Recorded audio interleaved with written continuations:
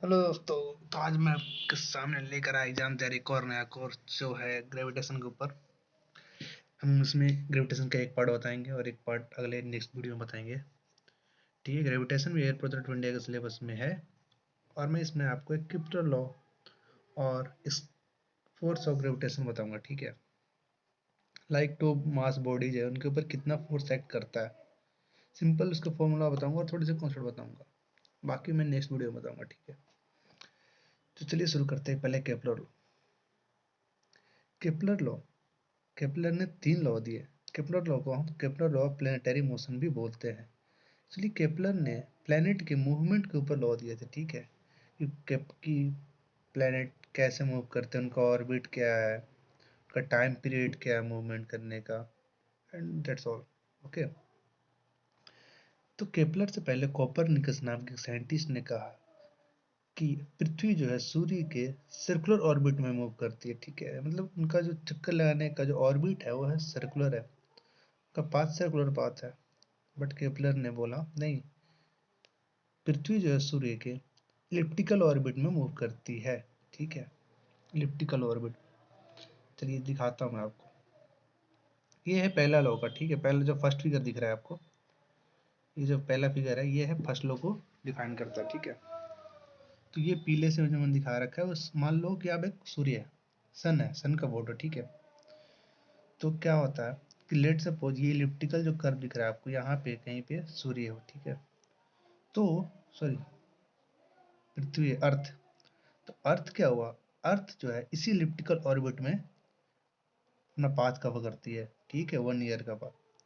और जो है सन जो है किसी भी एक फोकाई पे रहता है, या तो यहाँ रहेगा या एक फोकाई यहाँ होता है, यहाँ होगा। ठीक है, अब फोकस डिफाइन कैसे करते हैं, आप कैसे कर सकते हो कि कौन सा फोकस है। ठीक है, तो चलिए मैं आपको थोड़ा सा इलिप्स के बारे में बता देता हूँ। लेट सपोज मैं भी इलिप्स बनाना है, हम एक स्ट्रिंग लेंगे। ठीक है, चलिए एक लाइन ड्रॉ करते हैं मान लो। ठीक है, जिसके 2 एंड पॉइंट होंगे। अब इनके इसके बिल्कुल सेंटर पे एक पेंसिल को होल्ड करेंगे। एक पेंसिल, मान लो पेंसिल हमने होल्ड कर लिया आप।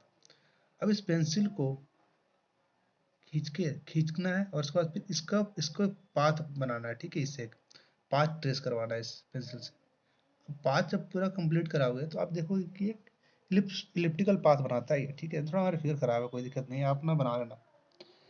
इलिप्टिकल पाथ कवर करता है। तो इसके जो ये 2 पॉइंट होते हैं एंड पॉइंट, इसी 2 एंड पॉइंट को हम फोकाई बोलते हैं।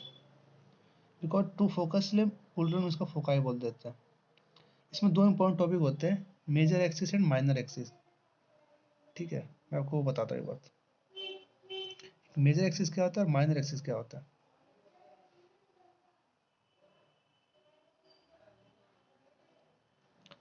लेट सपोज ये लिफ्ट है। ठीक है, ये हमने ऐसे ज्वाइंट किया, इसका ये 2 फोकाई है और ये इसका सेंटर हुआ बिल्कुल। ठीक है, ओ, तो ये वाला जो ये जो लाइन है यहाँ से यहाँ तक, ये distance let suppose O dash, और ये मान लो पी है। तो ओ डैश लाइन को हम बोलते हैं सेमी मेजर एक्सिस। ठीक है, semi major semi major axis. और बाकी सेकंड जब में कौन सा हो गया, O dash two P, O dash two P. तो इसमें कितने मेजर एक्सिस होगा, टू सेम मेजर एक्सिस हो गया। और माइनर एक्सिस कौन सा हो गया, माइनर एक्सिस हो गया ये, लेट सपोज ये ओ है, ये बी है, O A and O B same minor axis, और ये होगी O B same same minor axis. ठीक है, ये होगी। तो अपन फर्स्ट लॉ में क्या सीखा अपन ने, केपलर ने बताया कि सन जो है किसी भी एक फोकाई पे है, और पृथ्वी या कोई प्लेनेट, पृथ्वी नहीं कोई प्लेनेट उसके चारों तरफ चक्कर लगाती है तो वो इलेक्ट्रिकल पाथ कवर करती है। ठीक है, हमने फर्स्ट पार्ट में, फर्स्ट लॉ में केपलर ने यही बताया हमें। आइए हम सेकंड लॉ को पढ़ सकते हैं। ठीक है, सेकंड लॉ में क्या बताया हमें, सेकंड लॉ ये है। ठीक है, ये डिफाइन करता है। सेकंड लॉ में मान लीजिए, मान लो कि एक इलिप्टिकल पाथ है, सन यहाँ पे। ठीक है, अब कोई भी प्लेनेट लेट सपोज यहाँ पे है। ठीक है, यहाँ पे है किसी एक टाइम पे T1 टाइम पे। अब वो T2 टाइम पे मान लो वो यहाँ चला गया, वो सेम प्लेनेट, ठीक है, T2 टाइम पे। तो लेट सपोज टाइम इंटरवल उनका डेल्टा टी क्या हो गया बच्चों, T2 माइनस T1 हो गया, ठीक है। टाइम इंटरवल हो गया delta T T2 minus T1। अब मान लो कोई प्लेनेट यहाँ पे है T3 टाइम, फिर वो प्लेनेट मूव करके यहाँ पे चला गया बच्चों। तो ये कितना टाइम, ये मान लो डेल्टा टी। अब देखो मैंने इसको भी डेल्टा टी लिया और यहाँ भी डेल्टा टी लिया, मतलब कहने मतलब कि ये जो डेल्टा टाइम इंटरवल है और ये जो टाइम इंटरवल है दोनों बिल्कुल सेम होगा, दोनों का डिफरेंस बिल्कुल सेम होना चाहिए, ठीक है बच्चों। तो सेकंड लॉ में क्या बताया गया, सेकंड लॉ में हमें यही बताया गया कि जो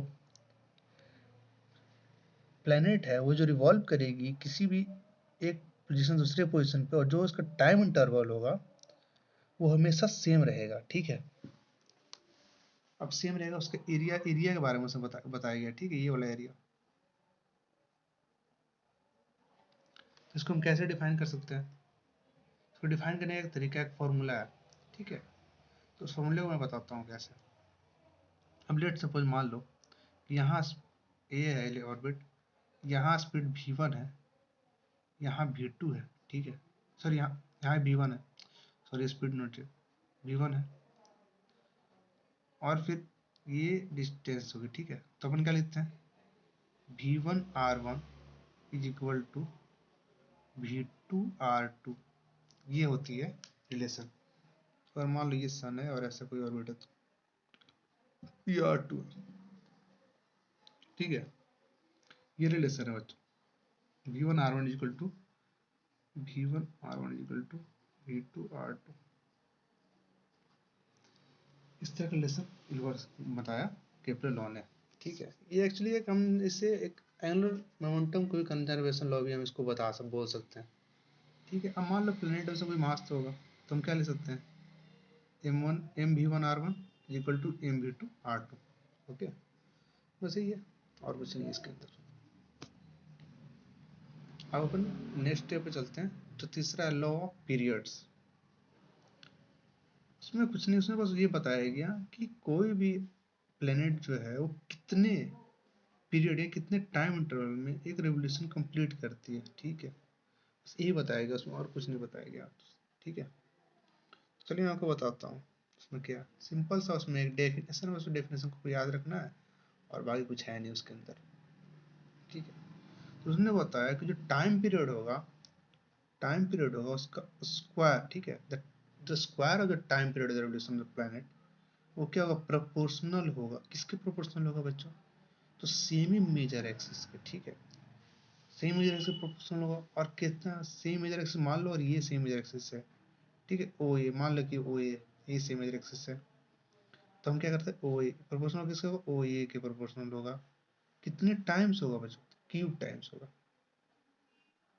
बस यही बताया गया। उन्होंने यही बोला कि जो टाइम टेकन होगा किसी भी पाथ का, किसी भी पाथ में जो एक टाइम लगेगा किसी प्लेनेट को मूव करने में इलिप्टिकल पाथ के, वो क्या होगा, उसका सेम मेजर एक्सिस के प्रोपोर्शनल होगा, वो भी क्यूब टाइम्स, ओके, बस यही बताया गया तीसरे पार्ट में, और कुछ है नहीं, ठीक है। बस केपलर का लॉ यही खत्म होता है हमें।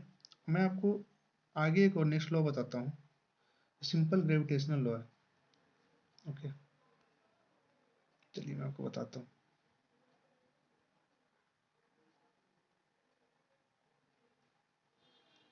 अगला लॉ क्या है बच्चों, तो हाँ अगला लॉ ग्रेविटेशन पे, ठीक है, तो है क्या, तो वो क्या बोलते हैं, अगर कोई भी दो ऑब्जेक्ट जिसका मास हो, कोई भी दो ऑब्जेक्ट जिसका मास हो, ठीक है, अगर कोई दो ऑब्जेक्ट जिसका क्या हो बच्चों, मास हो, दो ऑब्जेक्ट जिसका मास हो, वो एक दूसरे पे एक फोर्स लगाते हैं, कैसा फोर्स लगाते हैं बच्चों, ये फोर्स हमेशा अट्रैक्शन है, ठीक है, हमेशा m1 और m2 हमेशा एक दूसरे को अट्रैक्ट करेंगे, m1, ठीक है, ये हमेशा अट्रैक्ट करेंगे दूसरे को। तो यही बताया गया इसमें कि सिर्फ कोई भी दो मास हो, जिसके अंदर मास हो, ठीक है, इसके बारे में ना आपको और अच्छे से देखना हो तो मैं आपको एक लिंक दूंगा, उसमें आप एक वीडियो देखना, ठीक है, आपको अच्छे से समझ में आएगी कि क्या है इस वीडियो में, ठीक है। तो इसमें सिंपल न्यूटन ने एक फॉर्मूला दिया है, अगर कोई भी दो मास हो बॉडी का तो उसका फोर्स क्या होगा, डायरेक्टली प्रोपोर्शनल होगा उन दोनों मास के मल्टीपल से, ठीक है। दोनों मास के मल्टीपल से क्या होगा, डायरेक्टली प्रोपोर्शनल होगा, यानी मतलब क्या होगा बच्चों कि मास के घटने या बढ़ने से फोर्स भी क्या होगा, घटेगा या बढ़ेगा। अगर घटेगा तो भी घटेगा और बढ़ेगा तो भी बढ़ेगा। और उन्होंने क्या बताया कि डिस्टेंस के इन्वर्सली प्रोपोर्शनल होगा। इन्वर्सली प्रोपोर्शनल पर स्क्वायर मतलब क्या होगा बच्चों, अगर डिस्टेंस में हल्का सा भी चेंज आता है, लाइक अगर डिस्टेंस हल्का भी कम होता है तो फोर्स बहुत ज़्यादा टाइम्स बढ़ जाएगा, ठीक है, क्योंकि स्क्वायर टाइम्स है ना, ठीक है। तो इसको अपन कैसे लिख सकते हैं पूरे को, लेट्स सपोज इसको हम लिख सकते हैं, ऐसे लिख सकते हैं F इज इक्वल टू, ये नोटेशन हटाने के लिए प्रोपोर्शनल का अपन लगाते हैं G m1 m2 upon are square, ये अपन लिखते हैं, ठीक है। ये सिंपल फोर्स, ग्रेविटेशनल फोर्स का फॉर्मूला है, समझे बच्चों। ये फॉर्मूला हम ना, आपने इलेक्ट्रोस्टैट्स अगर पढ़ा होगा तो ये फॉर्मूला मैं उससे आपको लिंक करके बताऊंगा अगले टॉपिक में, ठीक है, कि कैसे ये फॉर्मूला इलेक्ट्रोस्टैट से लिंक है, इलेक्ट्रोस्टैटिक्स, ठीक है। इसलिए अगला वीडियो का वेट करो, अगला वीडियो में आपको पूरे अच्छे से बताऊंगा कि ये पार्ट कैसे इलेक्ट्रोस्टैट से लिंक है। अभी आप बस इतना जानो कि कोई भी अगर दो मास उसकी बॉडी, उनके पास मास हो तो एक दूसरे पे हमेशा फोर्स ऑफ अट्रैक्शन लगाएंगे, ठीक है। और बस इतना ही आपको बताना चाहूँगा, और बस आज के लिए वीडियो के लिए इतना ही, ठीक है। कोई प्रॉब्लम हो, कोई भी दिक्कत हो, आप कमेंट में मुझे ज़रूर बताएं। अगर वीडियो में आपको समझने में दिक्कत आई हो या वीडियो में आपको प्रॉब्लम हो कि सर ये पार्ट आपने सही से नहीं बताया, तो मैं आपको ज़रूर बताऊंगा, आप कमेंट में ज़रूर मेंशन करें, ठीक है। थैंक यू बच्चों, and best of luck for preparation. Thank you.